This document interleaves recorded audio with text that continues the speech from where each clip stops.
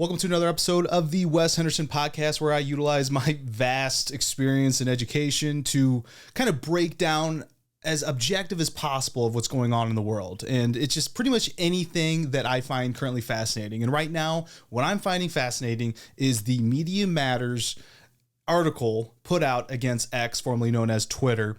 And it seems like it's really an ad hominem at times. An ad hominem fallacy is when you attack the source or perhaps a person behind the subject matter that you're trying to debate or attack. So if I'm going up into a courtroom against someone, maybe I attack that person and avoid exactly why we're actually in the courtroom for. It seems like with such a polarizing figure as Elon Musk, that happens a lot. Everyone just monitors every single move he does because he's just everywhere.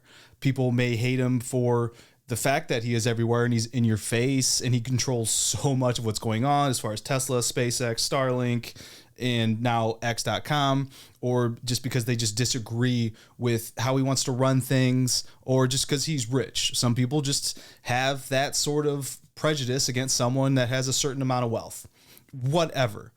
So he becomes this target for a lot of people. Now, Media Matters, on the other hand, I don't want to attack like the content of who they are, but a lot of the stuff they publish is rather controversial. I think they make a lot of their publicity on those just big major headlines. And right now it's exactly that. So if we pull up an article, pro-Hitler and Holocaust denier account X has paid me $3,000 in ad revenue sharing. A verified account that has drawn millions of views for posts that lionize Hitler. Lionize. I actually don't know that word. And deny the Holocaust said it's been paid $3,000 this year by X. Elon Musk, his platform has continued to be a boon for bigots and misinformation, but a disaster for advertisers. We found numerous advertisements for companies on that pro-Hitler account, including for major sports books, BetMGM, DraftKings, and FanDuel. So I just disagree with the way the Media Matters account starts off by stating what the account is, but exactly, what is the underlying messaging? I don't know. I really don't know. I don't want to endorse that account in any way, but the way they just started out would be in that realm of ad hominem fallacy, that people's advertisements are aligned because this is the underlying rhetoric or just the idea behind the person managing the accounts. And then they followed up with another article showing X is placing ads for Amazon, NBA Mexico, NBC Universal, and others next to content with white nationalist hashtags. And they go on and they show just exactly what that looks like in terms of screenshots in people's timelines, potentially. Hate speech apparently is just up across the board. What dictates and what defines hate speech in whoever's reporting it is not the same as what hate speech would be in terms of unprotected speech, for the United States government to go after someone. So it becomes really subjective when someone's deciding whether or not something's hate speech. Hate speech for some people is just that they disagree with your point of view and it triggers them in some capacity, or they just overall don't want to hear the subject matter, and that's hate speech. And that's a troubling narrative. Again, I go towards the idea that I want to listen to understand, not to respond. I'm not married to any ideas or person and have any loyalty towards someone like an Elon Musk. Do I think that he's doing some fantastic things? Absolutely. But if I found out tomorrow that he's doing some illegal things and that there's some underlying sort of negative or evil motive that is driving him to do all of his different endeavors, there's no protection. The way people protect people that they just don't even know is just, it's unbelievable. I feel like you should improve the person you are at the best of your ability and to continually educate yourself, improve upon itself. And when new information comes to you that you otherwise didn't know, that changes your perspective or the way you see things or the way you understand things, then you take it, it becomes a new tool in your tool bag. And that's how you should move forward. I believe that's the right way. And if everybody does that, we get more independent thinkers, we get more diversity of communication and knowledge of information. And that's what humanity is best at. Just this whole diverse viewpoint on the world and how you take what you know and understand and bring it to the table and communicate in a civilized manner. That, I believe, it was the intent when social media was born. I've even heard Mark Zuckerberg talk about it, where he thought that connecting people from multiple vast distances across the world was going to create this diversity of ideas and communication. But what it did instead, that like-minded individuals, rather than hearing adverse positions to theirs, they just stuck. And then what that did was confirmation bias, what they already thought was correct, and amplified it. And I think that's what we're seeing right now with a lot of the quote unquote hate speech and these groups. People are just finding themselves that they otherwise wouldn't have seen. Like, even if you are like the 0.01% of the population and you think this crazy way that just nobody else does, you're going to find a decent sized group of vocal minority people on these social media platforms, and it's going to be amplified. But just because those groups are just, objectively crazy or whatever, does that mean that these social media platforms are responsible for muting their speech, or is it protected under the First Amendment? We have seen over time, and it came out during the acquisition of Elon of Twitter, now X, that there was some third parties out there that were helping monitor certain information, and this whole distrust of media started coming about. Mark Zuckerberg's alluded to the fact in long-form interviews of using it on the meta platforms, which would be Facebook and Instagram, and then it becomes, who can you trust? How do they monitor? Who is objectively looking at something, understanding it, and then deciding whether or not that person is allowed to post on the platform? Or they have some sort of shadow banning where people just can't find their information. Their voice is muted, not amplified as it should be, even if they've got millions of followers, because perhaps one person, and this could be someone fresh out of college with some sort of different ideologies than an individual. So I mentioned the fresh out of college just because of lack of life experience in those types of entry-level roles of doing the monitoring, can then mute that person. And that's the effect that they have on the world. So now you have less information. And what are the parameters? What is the liability of a social media company? Elon's position with Twitter has long been, let's protect freedom of speech. Let's abide by the law. Even in their user agreement, their terms and conditions, you can go through, you can find that as long as it's not violating any aspect of law, whether you're not in the United States or wherever someone's utilizing the platform, perhaps that person should be allowed to speak out.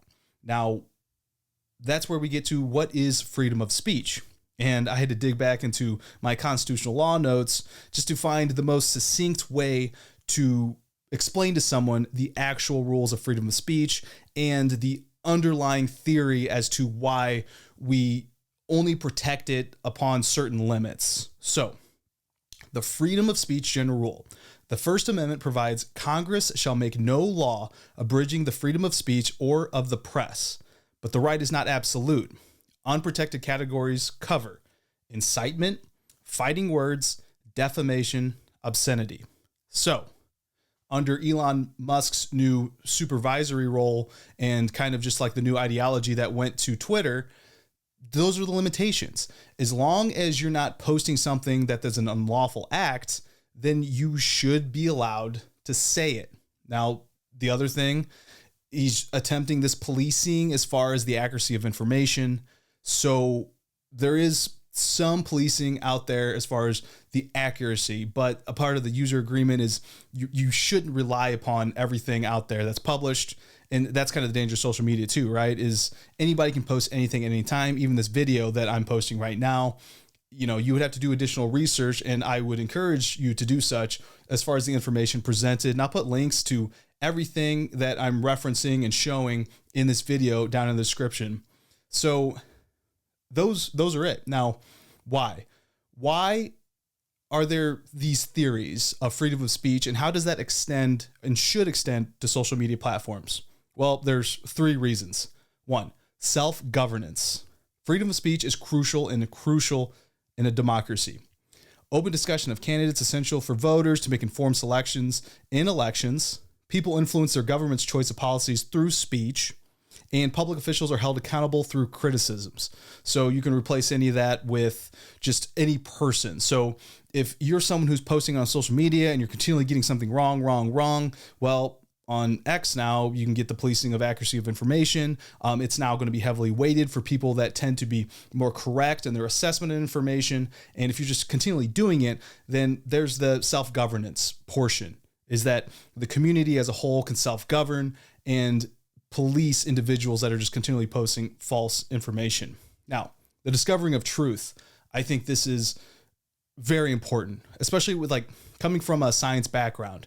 You publish a science paper and people want to reproduce it, and then they want to have a debate, because through the discussion of untruths ultimately becomes truths. I actually heard Michio Kaku, that was probably a summarized version of what he said, but say something to that fact. And that's how the world works. When people say one thing, we can challenge it. We can have a discussion. We can understand what their position is, and then have a meeting of the minds. Marketplace of ideas is actually what's written here in my law notes. The power of thought to get itself accepted in the completion of the marketplace of ideas. But critics say not all ideas will enter, and even if they do, some drown out others. Sorry, I've got some other notes here because I'm kind of reading them on the fly. This is where, in the marketplace of ideas, if you silence opposition or certain wealthy actors within cable news networks have access to just the platform that is more amplified, the issue comes with marketplace of ideas that it drowns out the minority of whatever platform that you're looking. So that's the danger. If you have one ideology that is being pushed as the narrative and you silence the opposition, then you're not getting all the information, and you're playing with a half deck. You don't have all of the tools necessary to make a proper informed decision. And that's incredibly dangerous. So I know I keep referencing back to X, but that's just the ideology that we are being told out front of how Elon Musk is running the platform. So we saw a revitalization of what people deemed to be hate speech because it was no longer silenced. Now, on the other side of things, if your ideology is in line with what other people deem to be hate speech, then what the other people post would be hate speech, which it's very confusing. It's very odd. So that's kind of what we're doing. Now, this goes back to that self-governance. So everyone, if it's just flat out wrong, flat out just so outlandish, crazy, nutso, shouldn't be posted, there is self-governance within the platform. And then 3, advancing personal autonomy. To engage voluntarily in a speech act is to engage in self-definition or expression. Protecting speech, because it is a crucial aspect of autonomy, sees expression as intrinsically important. We have to have the ability to communicate, except if we go back in unprotected categories, which are the incitement, fighting words, defamation, and obscenity. This has been challenged, and I will pull up a Supreme Court decision that was done in 2023. And what was found was that Twitter was not liable for certain actions. And it was because aiding and abetting conspiracy liability in the civil tort context is not unlimited. To succeed on such a claim, the plaintiffs, who blame Twitter for inciting violence, must offer specific allegations to show a nexus between the acts or inactions alleged and the wrongful act that damaged them in order to clear the bar of knowing unsubstantial assistance. Without allegations that they actively assisted wrongful acts, social media companies and other media defendants are likely relatively safe from lawsuits seeking to impose liability for criminal terrorist acts that merely make use of the company's platforms. If social media and similar companies set up universally applicable systems like open access and agnostic content algorithms, those alone are not enough to impose liability for aiding and abetting criminal acts.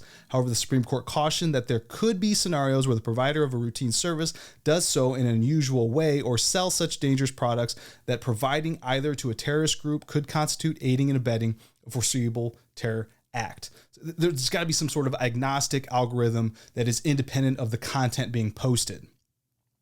Justice Jackson authored a concurring opinion only to emphasize that the court's decision was a narrow one based on its procedural posture and without a fully developed factual record. Justice Jackson's concurrence, albeit brief, leaves room for a different result under different allegations. So it's just not, it's not the court's decision to create law, but they did leave it open for interpretation of other outset facts. It just happened that the current facts of the case that were being challenged at the Supreme Court against Twitter for aiding and abetting a terrorist act, it was found unfounded.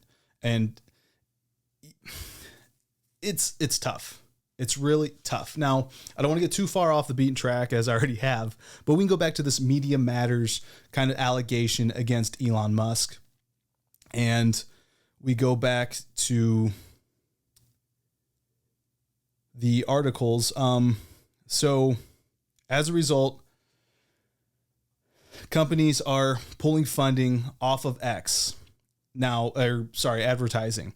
Now, they're not fully pulling off at this moment for what I've seen. They're currently pausing, assuming there's an investigation as far as what the Media Matters article has stated. And in response to that, Elon has decided to go what he has deemed to be thermonuclear. And I'm pulling up this. And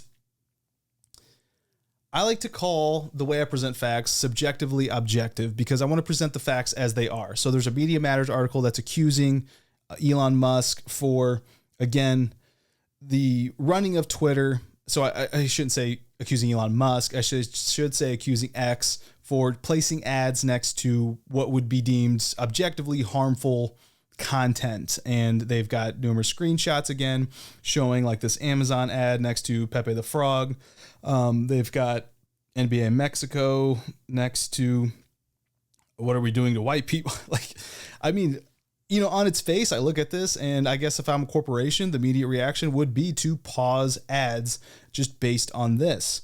Now, here's the problem I have with this article. I want to be subjectively objective. So my subjective opinion of this article is I don't have the underlying methodology as to how they have created this. Now, a lot of people out there, including myself, I use X, formerly known as Twitter, and I don't see a lot of these hate accounts or these like extremist accounts on my feed. It is a curated feed. Even there's a For You, there's specifically who I'm following, and I just don't have those pop up. And I do have ads going between a lot of things. And I'd say I have a diverse following of information sources.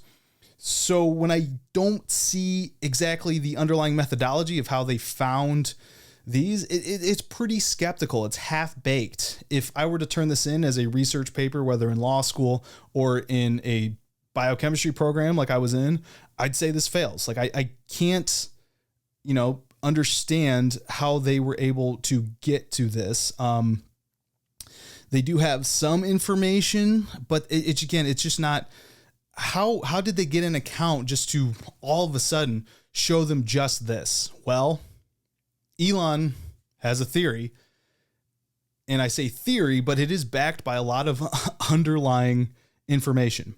So here is what Elon does, and to the detriment of Media Matters, X, because it's their platform, has access to all the user information, and as far as their terms and conditions, they're able to dig into it and figure out what's going on. So Here are the facts on Media Matters research. This is posted on Elon Musk's Twitter account. To manipulate the public and advertisers, Media Matters created an alternate account and curated the posts and advertising appearing on the account's timeline to misinform advertisers about the placement of their post. These contrived experiences could be applied to any platform. Once they curated their feed, they repeatedly refreshed their timelines to find a rare instance of ads serving next to the content they choose to follow. Our logs indicate that they forced a scenario resulting in 13 times the number of ads served compared to the median ad server to an X user. Of the 5.5 billion ad impressions on X that day, less than 50 total ad impressions were served against all of the organic content featured in the Media Matters article. For one brand showcasing the article, one of its ads ran adjacent to a post 2 times, and that ad was seen in that setting only by 2 users, one of which was the author of the Media Matters article. For another brand showcased in the article, 2 of its ads served adjacent to 2 posts 3 times, and that ad was only seen in that setting by 1 user, the author of the Media Matters article. Media Matters article also highlights 9 posts that they believe should not be allowed on X. Upon evaluation, only one of the 9 organic posts in the article violated our content policies. Hey, this right there, that is an acceptance of something that slipped through the system. And I mean, that's appreciative when you're giving a set of facts. There's no omittance in Elon's position on what he's posting. Whereas I find a lot of omittance in what the Media Matter article posted. Not saying that they did was wrong. I'm just saying that there are numbers, there are facts, and that's what I appreciate as someone from a science background, from a legal background. Upon evaluation, only one of the 9 organics posts featured in the article violated our content policies, and we have taken action on it under our freedom of speech, not reach enforcement approach. Here's a summary on all this. X will protect the public's rights to free expression, freedom of speech. We will not allow agenda-driven activists or even our own profits to deter our vision. Everyone has a choice on X. User and brand control on X is superior to a year ago. Data wins over allegations. Media Matters does not reflect the user experience on X. That's where you're going to take your own personal experience using the platform or any social media platform and understand if that is something that's correct. He also stated that he was going thermonuclear on Media Matters, and in that position, Media Matters kind of pushed back and said that they're ready and that they stand by their article. If I were taking a position, so when I was in law school, you had to understand it from multiple positions. Some people call it dynamic thought theory, but that I've taken that just to think about how I think about everything in the world. So if I'm going to buy something, why would I buy it? Why wouldn't? If I want to read something, why would I read it? Why wouldn't I? There's some sort of idea. Why do I think that way? What's the adverse way of thinking? Anyway, so in this position, because Media Matters was able to actually create this sort of output from Twitter, perhaps that could mean it is a caution to advertisers. That is absolutely true. Even though the algorithm curated this potentially based on the data from X, it still can be seen as a problem. Like, I don't think in any sort of curated way at all would any of these, corporations want to be shown along any of this.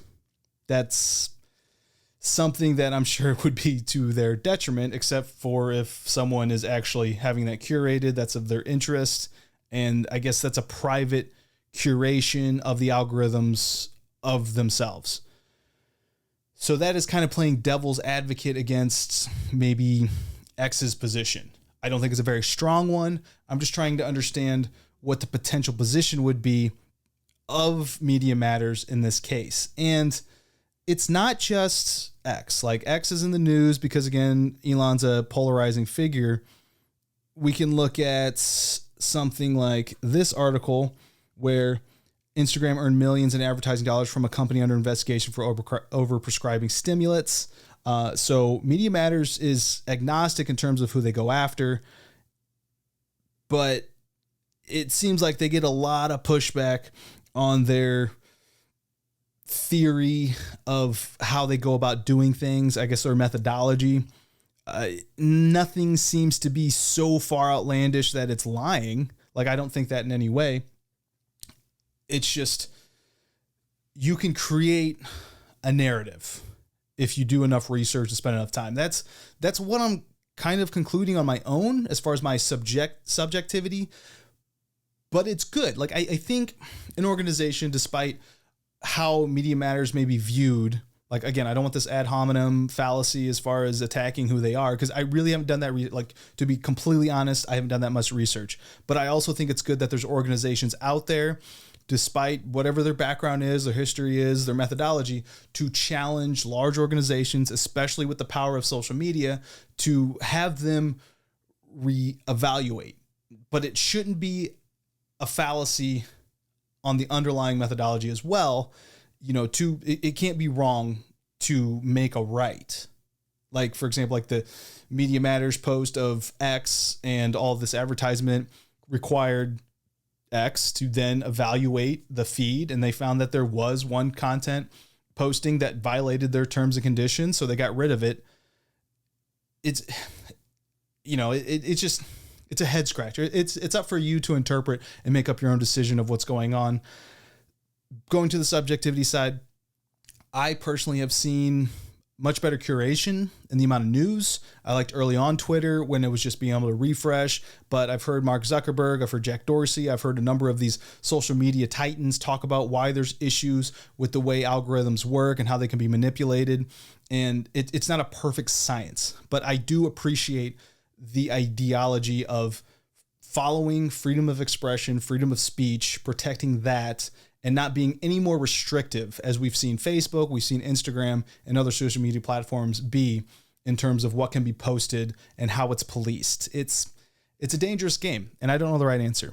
But those are the facts like right now, as far as going back and forth, Media Matters versus X.com, and I'll just throw Elon Musk in there because he is for sure the face of it. And just tell me in the comments what you think about everything that's going on. I appreciate you listening and also watching. See you in the next one.